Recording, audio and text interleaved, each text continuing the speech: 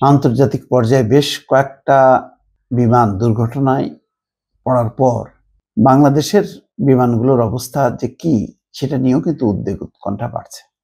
প্রায় যান্ত্রিক ত্রুটি। সর্বশেষ খবর হচ্ছে দুবাইয়ে বিমানের যান্ত্রিক ত্রুটি আটকা পড়েছেন 178 যাত্রী। বহু সময় দেখা গেছে যান্ত্রিক ত্রুটির কারণে তাড়াতাড়ি নেমে আসছে, 2 চাকা খুলে পড়ে গেছে। একের পর এক ঘটনা ঘটছে। গত 1 মাস 2 মাসের মধ্যে যদি সার্চ করেন অহরহ ঘটছে। এটা কিন্তু ভালো ইঙ্গিত দিচ্ছে না। সর্বশেষ খবরে বলা হচ্ছে দুবাই আন্তর্জাতিক বিমানবন্দরে যান্ত্রিক ত্রুটির কারণে বিমান বাংলাদেশ এয়ারলাইন্সের একটি ফ্লাইট স্থগিত রয়েছে। এতে 178 জন যাত্রী আটকা পড়েছেন।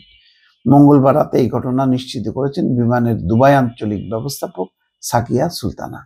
এটার দিকে আবারও বলি, মনোযোগ দেওয়া দরকার। আমাদের আশেপাশের অনেকগুলো দেশে কিন্তু দুর্ঘটনা ঘটছে। নেপালে ঘটলো, ভারতে ঘটলো। সুতরাং হুঁশিয়ার, এখনো সময় আছে।